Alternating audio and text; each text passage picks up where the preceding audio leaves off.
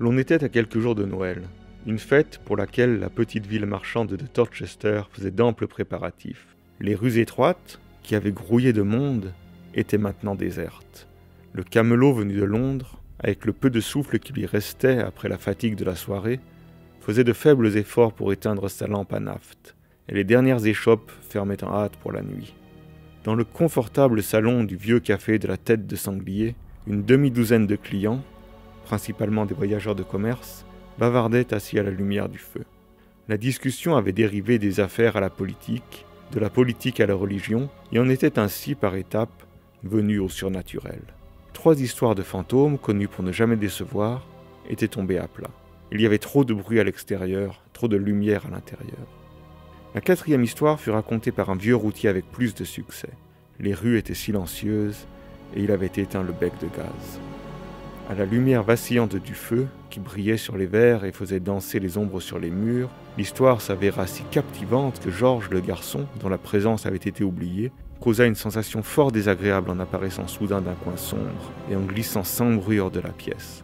« C'est ce que j'appelle une bonne histoire, » dit l'un des hommes en sirotant son whisky chaud. « Bien sûr, c'est une idée ancienne que de penser que les esprits aiment à se mêler à la compagnie des humains. Un homme m'a confié un jour qu'il avait voyagé vers le sud par la Great Western, avec un fantôme, et n'en avait pas eu le moindre soupçon jusqu'à ce que le contrôleur vienne vérifier les billets. Cet ami raconta que la façon dont le fantôme essaya de sauver les apparences en cherchant son billet dans toutes ses poches et en regardant par terre était vraiment touchante. Pour finir, il s'avoua vaincu et disparut dans un faible gémissement par le ventilateur. « Ça ira, Hurst, » dit un autre homme. « Ce n'est pas un sujet de plaisanterie, » dit un vieux petit gentleman qui avait écouté attentivement. « Je n'ai moi-même jamais été témoin d'apparition, mais je connais des gens qui en ont vu, et je considère qu'elles constituent un lien très intéressant entre nous et l'au-delà. Il y a une histoire de fantôme associée à cette maison, vous savez ? » « Jamais entendu parler, » dit un autre interlocuteur, « et ça fait maintenant quelques années que je viens ici. »« Cela remonte à bien longtemps, » dit le vieux gentleman. « Vous avez entendu parler de Jerry Bundler, George ? »« Oh, juste quelques racontards, » dit le vieux serveur, « mais je n'y ai jamais accordé beaucoup de crédit. Il y avait un type ici qui disait l'avoir vu, et le patron l'a renvoyé sur le champ. »« Mon père était originaire de cette ville, » dit le vieux gentleman. Et il a bien connu cette histoire. C'était un honnête homme et un pratiquant fidèle, mais je l'ai entendu déclarer qu'une fois dans sa vie, il avait été témoin d'une apparition de Jerry Bundler dans cette maison. Et qui était ce Jerry Bundler ? Demanda une voix. Un voleur de Londres, un pickpocket, un bandit de grand chemin, prêt à toutes les malhonnêtetés, répondit le vieux gentleman. Et il fut traqué jusque dans cette maison une semaine de Noël, il y a environ 80 ans. Il prit son dernier souper dans cette pièce même et, après être allé se coucher, 2 policiers qui l'avaient suivi depuis Londres mais avaient un peu perdu sa trace, montèrent avec le propriétaire et tentèrent d'ouvrir la porte. Elle était de chêne massif et solide. Alors l'un d'eux se rendit dans la cour et, à l'aide d'une petite échelle, monta sur le rebord de la fenêtre, tandis que l'autre restait derrière la porte. Les gens qui se trouvaient en bas dans la cour virent l'agent s'accroupir sur le rebord. Puis il y eut soudain un fracas de verre et il tomba dans un cri, comme une masse, sur les pavés à leurs pieds. Alors, à la lumière de la lune, ils virent le visage blanc du pickpocket qui jetait un regard furtif par-dessus le rebord. Et tandis que certains restaient dans la cour, d'autres se ruèrent dans la maison et aidèrent le second policier à enfoncer la porte. Même là, il fut difficile de se frayer un chemin, car Jerry l'avait bloqué avec de lourds meubles. Mais ils finirent par rentrer, et la première chose qui frappa leurs yeux fut le corps de Jerry qui se balançait au haut du lit, pendu avec son propre mouchoir. « Quelle chambre était-ce » demandèrent en même temps 2 ou 3 voix. Le narrateur secoua la tête. « Cela, je ne puis vous le dire, mais l'on raconte que Jerry hante encore cette maison. Et mon père affirmait avec certitude que la dernière fois qu'il avait dormi ici, le fantôme de Jerry Bundler s'était penché du haut de son lit et avait essayé de l'étrangler. « Soit, dit une voix mal assurée, j'aurais souhaité que vous eussiez pensé à demander à votre père de quelle chambre il s'agissait. »« Pourquoi donc » demanda le vieux gentleman. « Eh bien, j'aurais pris soin de ne pas y dormir, c'est tout, » dit la voix d'un ton bref. « Il n'y a rien à craindre, dit l'autre. Je ne crois pas un seul instant que les fantômes puissent réellement blesser quelqu'un. En réalité, mon père confessait que c'était seulement le caractère déplaisant de la chose qui l'avait bouleversé. Et qu'en tout état de cause, les doigts de Jerry pouvaient aussi bien avoir été en coton pour tout le mal qu'ils eussent pu faire. « Fort bien, dit à nouveau le dernier locuteur. Une histoire de fantôme est une histoire de fantôme, monsieur. Mais lorsqu'un gentleman parle d'un fantôme dans la maison où nous allons dormir, je dis qu'il ne se conduit pas en gentleman. »« Peu, baliverne, dit le vieux gentleman en se levant. Les fantômes ne peuvent vous faire de mal. Pour ma part, j'aimerais bien en voir un. Bonne nuit, messieurs. Bonne nuit, dirent les autres. Et je souhaite que Jerry vous gratifie d'une visite, ajouta l'homme nerveux tandis que la porte se refermait. Apportez donc un peu de whisky, George, dit un robuste voyageur de commerce. J'ai besoin de réconfort quand la conversation tourne ainsi. Dois-je allumer le gaz, monsieur Malcolm, dit George. Non, la pénombre est très confortable, dit le voyageur. Maintenant, messieurs, est-ce que l'un d'entre vous en sait plus? Je pense que nous avons une autre compte, dit un autre homme. Nous allons bientôt nous mettre à avoir des esprits, et nous ne sommes pas tous comme le vieux gentleman qui vient de nous quitter. Vieux schnock, dit Hearst. J'aimerais le mettre à l'épreuve. Supposons que je me déguise en Jerry Bundler, et que je lui donne l'occasion de montrer son courage. Bravo, dit Malcolm d'une voix rauque, étouffant un ou deux faibles. Non, juste pour rire, messieurs. Non, non, laissez tomber Hearst, dit un autre homme. Juste pour rire, dit Hearst avec empressement. J'ai quelques affaires à l'étage dont je vais me servir pour jouer dans Les Rivaux. Des hautes choses, des boucles et tout ce genre de choses. C'est une occasion en or. Si vous voulez bien attendre un peu, je vais vous offrir une répétition générale complète, intitulée Jerry Bundler ou L'étrangleur nocturne. Vous ne nous effrayerez pas, dit le voyageur de commerce dans un rire rauque. Ça, je n'en sais rien, dit Hearst d'un ton brusque. C'est une question de jeu d'acteur, c'est tout. Et je suis plutôt bon, n'est-ce pas, Somers? Oh, certes, pour un amateur, dit son ami en riant. Je vous parie 20 shillings que vous ne me ferez pas peur, dit le gros voyageur. Tenu, dit Hearst, je prends le pari de vous effrayer. Vous en premier, et ensuite le vieux gentleman. Ces messieurs seront juges. Vous ne nous ferez pas peur, monsieur, dit un autre homme, car nous sommes préparés, mais vous feriez mieux de laisser le vieil homme tranquille. C'est un jeu dangereux. Très bien, j'essayerai en premier avec vous, dit Hearst en se levant d'un bond. Trêve de bavardage. Il s'élança d'un pas léger vers sa chambre, laissant les autres, qui, pour la plupart, avaient bu abondamment, se chamailler à propos de ses actions à venir. Pour finir, 2 d'entre eux allèrent se coucher. « Il est fou de comédie, dit Somers en allumant sa pipe. Il se croit l'égal de n'importe qui ou presque. Pour ce qui nous concerne, peu importe, mais je ne le laisserai pas aller voir le vieil homme. Et il ne s'en souciera pas tant qu'il aura eu l'occasion de jouer devant nous. » « Eh bien, j'espère qu'il va se dépêcher, » dit Malcolm en bâillant. « Il est maintenant minuit passé. » Près d'une demi-heure s'écoula. Malcolm sortit sa montre de sa poche et était occupé à la remonter quand George, le garçon, qui avait été envoyé faire une course au bar, fit irruption dans la pièce et se rua vers eux. « Il arrive, messieurs, dit-il à bout de souffle. « Eh bien, vous êtes effrayés, George, dit le gros voyageur de commerce en gloussant. « C'est arrivé si soudainement, dit George d'un air penaud. De plus, je ne m'attendais pas à le voir dans le bar, la lumière est faible là-bas. Et il était assis sur le plancher derrière le bar. J'ai failli lui marcher dessus. « Oh, vous êtes un poltron, George, dit Malcolm. « C'est qu'il m'a pris au dépourvu, dit le garçon. Je ne serais pas allé seul au bar si j'avais su qu'il y était.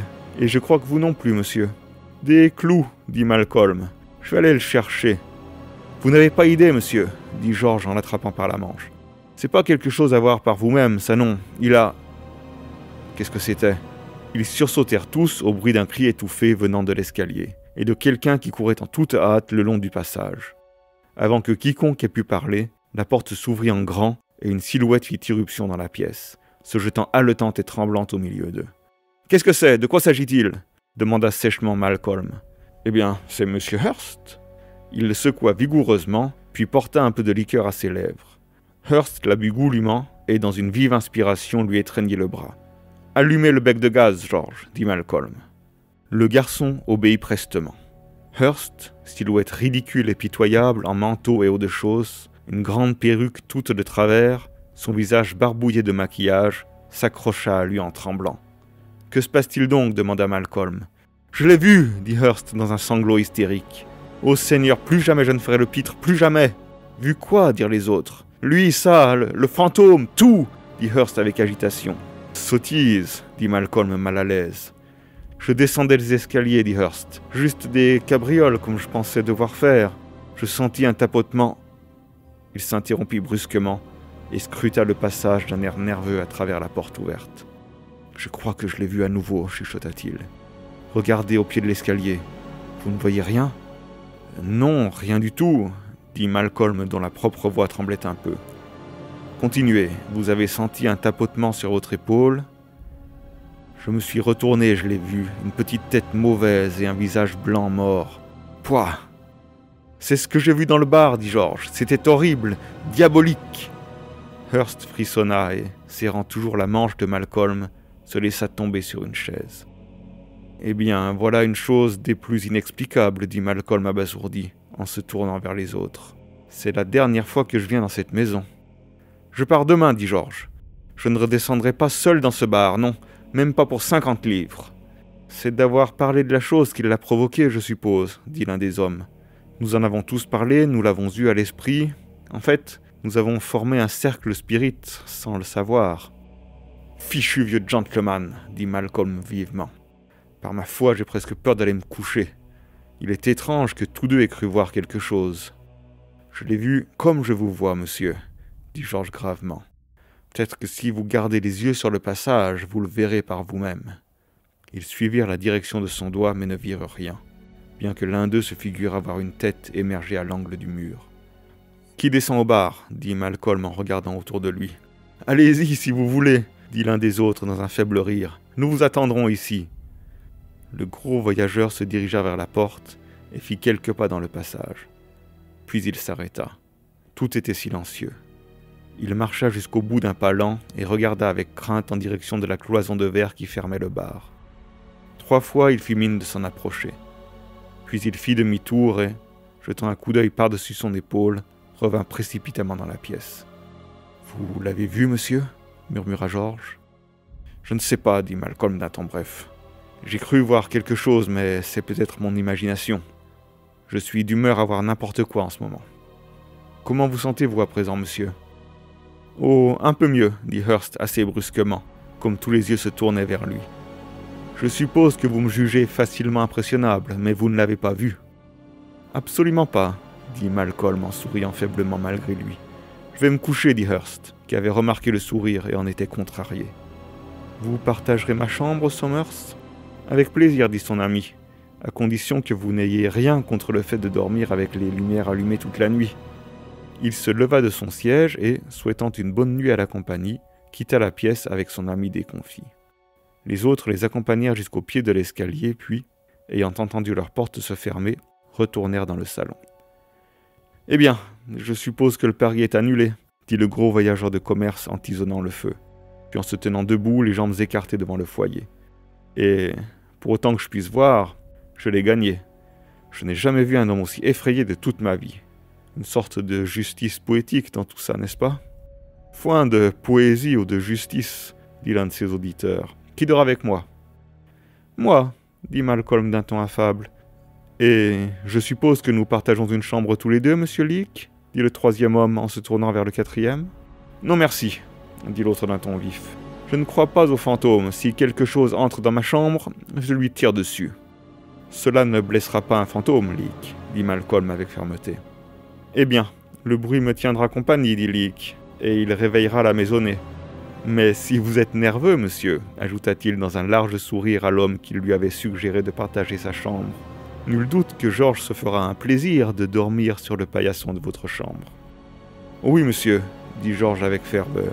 « Et si ces messieurs voulaient bien descendre au bar avec moi pour éteindre le gaz, je ne pourrais jamais en être assez reconnaissant. » Ils descendirent comme un seul homme, hormis Leake, en regardant attentivement devant eux. George éteignit les lumières et ils retournèrent indemnes au salon, et, évitant le sourire sardonique de Leake, se préparèrent à se séparer pour la nuit. « Donnez-moi la chandelle pendant que vous éteignez la lumière, George, » dit le voyageur. Le garçon la lui tendit et éteignit le bec de gaz. Au même moment, ils entendirent tous, distinctement, un bruit de pas dans le passage à l'extérieur.